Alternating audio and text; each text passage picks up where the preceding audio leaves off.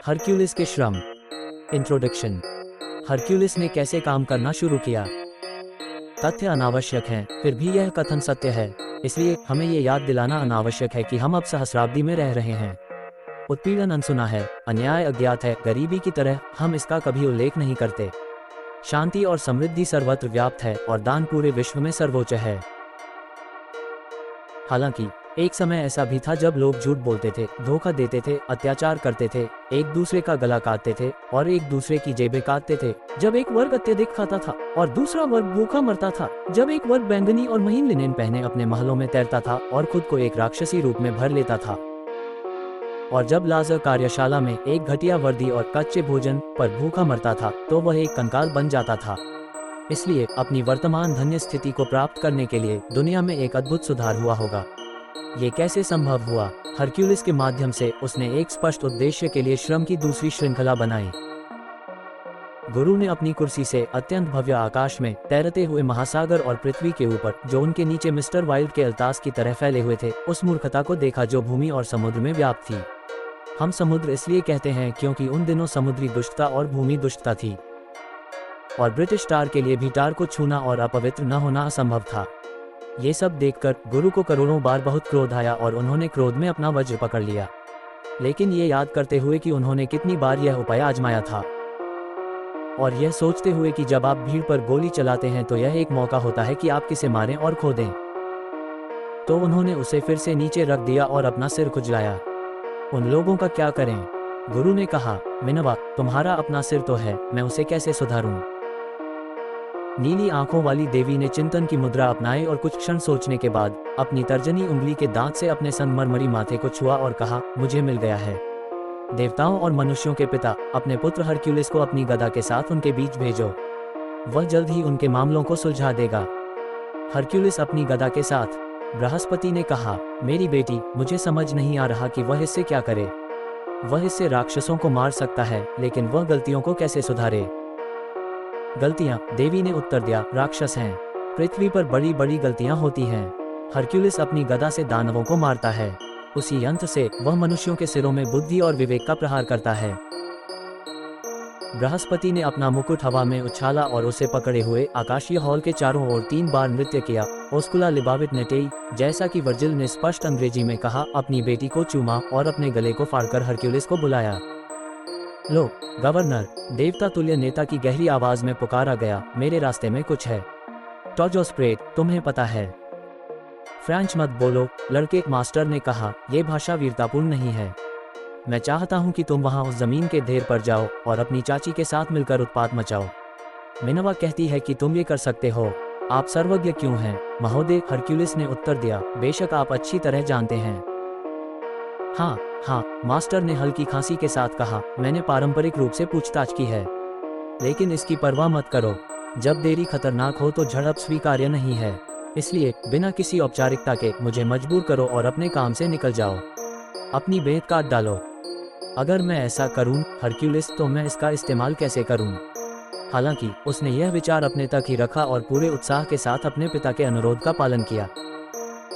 आकाश के गहरे आकाश में एक बेहद सुखद यात्रा के बाद वह प्रिमरोज हिल पर उतरा। मुझे ऐसा लग रहा है, अर्धदेव ने अपने साहसिक कारनामों के लिए खुद को तैयार करते हुए कहा, कि मैं बिल्कुल डॉन क्विक्सोट जैसा हूँ, थोड़ा मोटा। चैप्टर 1। पहला श्रम। कैसे हरक्यूलिस ने लाल शेर को मार डाला, जो नेमियन शेर जैसा ही था और उससे भी ज्यादा शक्तिशाली था। हरक्यूलिस जिस पहले राक्षस पर हमला करता था वह एक आम और खूंखार शेर था, जिसके लिए नेमियन शेर वालेस की तो बात ही छोड़िए, एक बिल्ली का बच्चा था। ये शेर 4 पैरों वाला नहीं था, बल्कि 2 पैरों वाला भी नहीं था, क्योंकि हरक्यूलिस ने उसे खड़े होने के लिए एक पैर भी नहीं छोड़ा था। वह एक 2 पैरों वाला जानवर था, लेकिन कैसा जानवर? उसके दोनों कंधों पर एक लाल रंग का कोट था, जिसके दोनों कंधों पर एक तरह की पीली झालर थी, और अयाल की जगह उसने अपनी गर्दन में एक कड़ा काला कॉलर पहना हुआ था।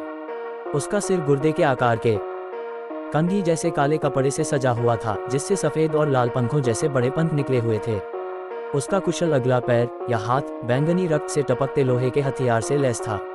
उसकी आंखों से बिजली चमक रही थी और वह आग, धुआं और लाल गर्म तोप के गोले उगल रहा था। वह कुचली और बिखरी लाशों के बीच जलते शहरों और खून से लथपथ देख पर चलता रहा और मरते और मृत लोगों को रौंदता रहा। उसके चारों ओर चीखें और निंदा, क्रोध और दया की पुकारें गूंज रही थीं।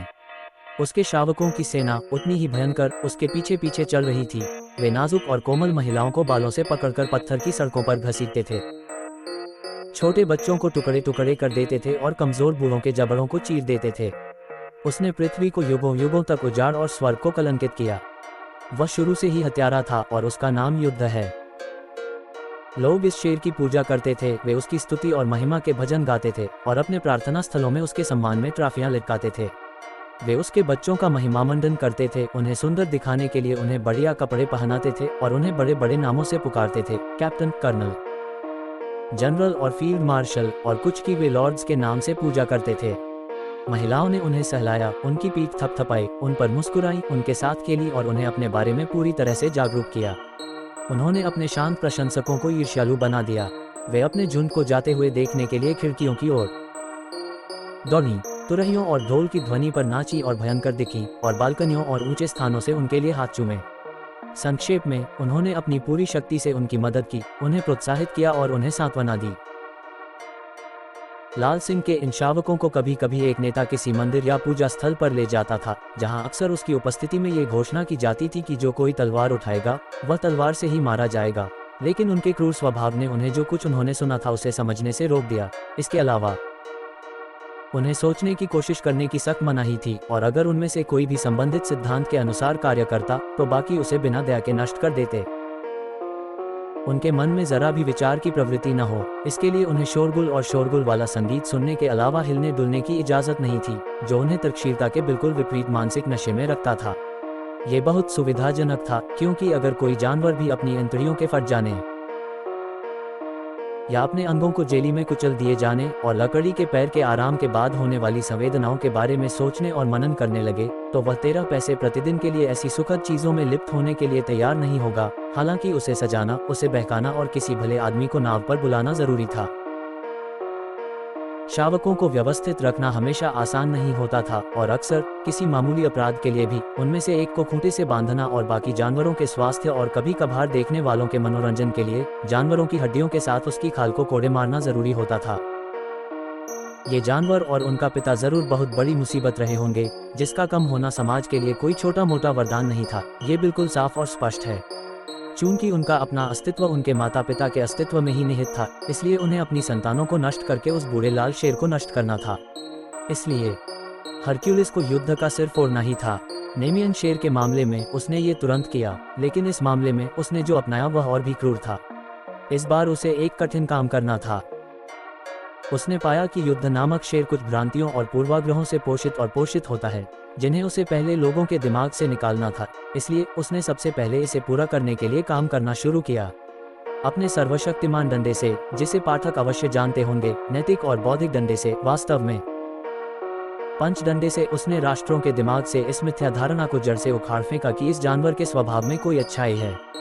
उसने युद्ध की महिमा को बाहर निकाला और उन्हें दिखाया कि इसे उचित रूप से रक्तरंजित कहा जाना चाहिए। उसने एक ऐसे तराजू की बुराई को उभारा था जो उसे सुअर की नज़र में भी ऊंचा बना देता था। उसने उसे कुचलकर एक छोटी सी चीज बना दिया था, और फिर लोगों को लगा कि यह जानबूझकर की गई हत्या है, और यह उससे भी बदतर है। तर्क के बेतुकेपन को बुद्धि उपहास में बदलकर उसने मानव जाति को, यहाँ तक कि स्त्री जाति को भी, यह विश्वास दिला दिया था कि एपोलिट और कंधे की गांठें चचेरे भाई बहन हैं, जर्मन, और उनकी नज़र में वर्दी जीवंत है। उसने एक बच्चे का ढोल लिया और उसे बजाया, और वह एक पैसे वाले तुरही के जरिए सड़कों पर चिल्लाता रहा, जब तक कि आखिरकार लोग कोल्ड स्ट्रीम बैंड पर हंसने नहीं लगे। उसने अपनी भौहें सिकोड़ी, अपने ऊपरी होंठ पर मूंछें लगाईं, और एक इतालवी ऑर्गन बॉय के बंदर की तरह एक टोपी और लाल कोट पहने लॉर्ड बेटमैन की तरह रीजेंट स्ट्रीट पर इधर उधर घूमता रहा। किसी भी पुलिस वाले ने उसे उठाने की हिम्मत नहीं की, और जहां भी जाता अपनी ठुड्डी उठाकर कसम खाता।